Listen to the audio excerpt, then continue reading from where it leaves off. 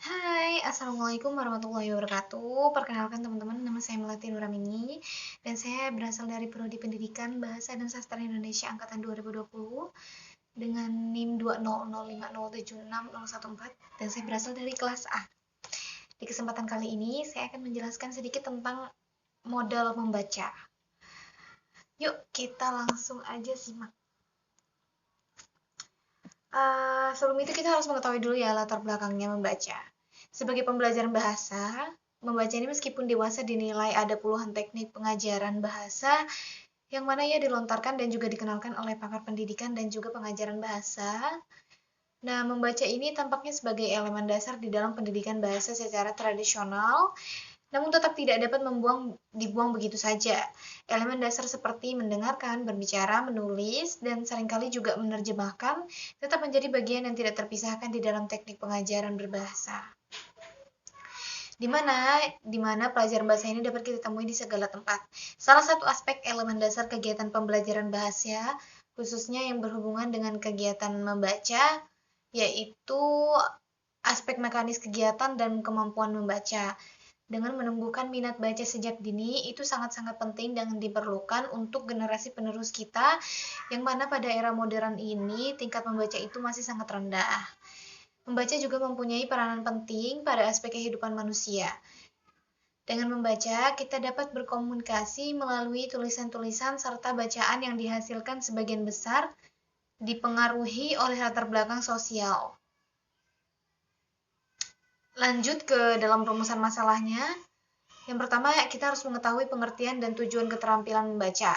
Yang kedua, model membaca. Yang ketiga, jenis-jenis situasi membaca. Dan yang keempat, kemampuan berkomunikasi lisan. Yang kelima, pengetahuan teknik-teknik membaca. Dan yang keenam, ada tipe-tipe pembaca yang tidak efisien, serta masalah umum di dalam membaca. Kita langsung lanjut ke dalam pembahasan yang pertama, yaitu pengertian, tujuan, dan model keterampilan membaca. Model membaca untuk memperlancarkan proses membaca seseorang, pembaca harus memiliki modal, diantaranya yaitu yang pertama ada pengetahuan dan juga pengalaman. Menurut Nur Hadi pada tahun 2010, pengetahuan, pengalaman, dan konsep-konsep tentang segala sesuatu hal itu merupakan modal utama untuk dapat membaca. Semakin kaya seseorang akan informasi, pengetahuan, pengalaman, dan juga konsep-konsep lainnya, hal ini akan membuat semakin besar pula kesiapannya untuk mengolah ide-ide dan gagasan-gagasan besar yang nantinya akan tertuang di dalam bacaan itu sendiri. Dengan demikian, semakin kritis pula ia untuk menyeleksi setiap gagasan-gagasan yang dikemukakan oleh penulis, sehingga dapat diperoleh informasi baru yang lebih selektif lagi. Nah, yang kedua ada kemampuan berbahasa, ataupun yang biasa kita kenal dengan kemampuan berkomunikasi lisan. Apa sih kemampuan berkomunikasi lisan ini? Kemampuan membaca adalah kemampuan seseorang setelah ia dapat berkomunikasi lisan. Atau dengan kata lainnya, dalam urutan perolehan kemampuan berbahasa secara urutan normalnya, komunikasi lisan mendahului komunikasi tulis. Sebelum orang dapat membaca dan menulis, tentu seseorang harus dapat berbicara dan juga mendengar terlebih dahulu. Ini menurut Nur Hadi pada tahun 2010. Secara teoritis, untuk dapat berkomunikasi secara lisan, seseorang harus melibatkan kemampuan berpikirnya. Ia harus mampu berpikir dan mencerna di dalam pembicaraan oleh orang lain, hingga diperolehnya pemahaman atas pesan yang diungkapkan oleh seseorang kepada seseorang lainnya. Hal ini dikatakan bahwa kemampuan berpikir mendahului kemampuan berbicara dan juga membaca. Yang ketiga, ada pengetahuan tentang teknik membaca.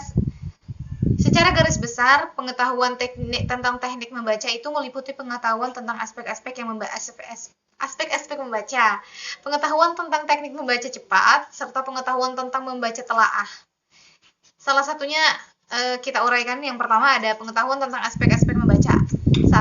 Keterampilan mengenai kata dan juga tanda baca. Yang kedua, keterampilan memahami makna tersurat. Yang ketiga, keterampilan membaca kritis. Contohnya seperti menemukan ide pokok ataupun gagasan utama, menemukan tema di dalam sebuah cerita, membuat kesimpulan, menganalisis fakta-fakta dan hal lainnya. Yang keempat, ada kemampuan membaca kreatif. Apa itu? Pengetahuan tentang teknik membaca cepat. 1. Kemampuan membaca di dalam pemahaman dengan kecepatan di atas 400 kata per menit Dua, kemampuan membaca dengan teknik skimming. Yang ketiga, kemampuan membaca secara cepat dengan teknik scanning. Yang ketiga, pengetahuan tentang membaca telahan ilmiah. Contohnya ada satu, metode SQ3R, Survey, Questions, Retractions, and Review. Yang kedua, metode PQRST, Preview, Questions, Read, Summarize, and Task. Yang ketiga, ada metode PQ3R, yaitu Prepare, Questions, Read, and Recite, and Review. Yang keempat, ada tujuan membaca, di mana tujuan membaca dianggap juga sebagai modal di dalam membaca. Bahkan, menurut hasil penelitian, hubungan di antara tujuan membaca dengan kemampuan membaca sangatlah signifikan dan juga relevan.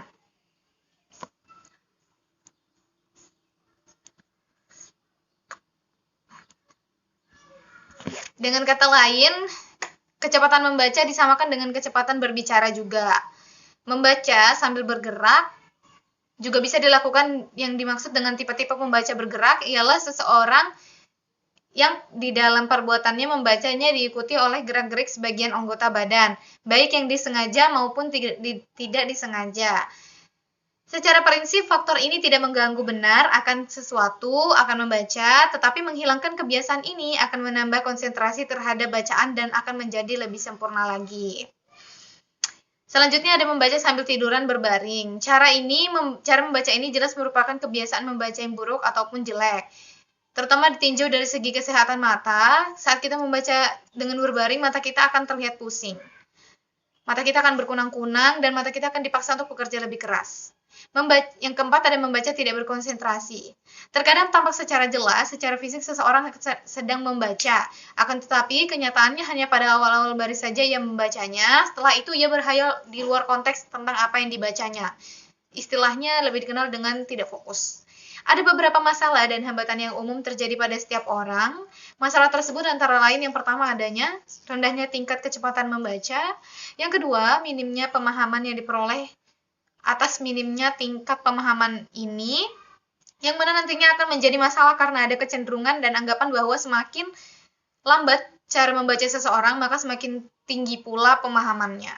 Padahal, pada kasus latihan membaca cepat, anggapan ini justru terbalik, yaitu peningkatan kecepatan membaca akan diikuti dengan peningkatan pemahaman bacaan itu pula.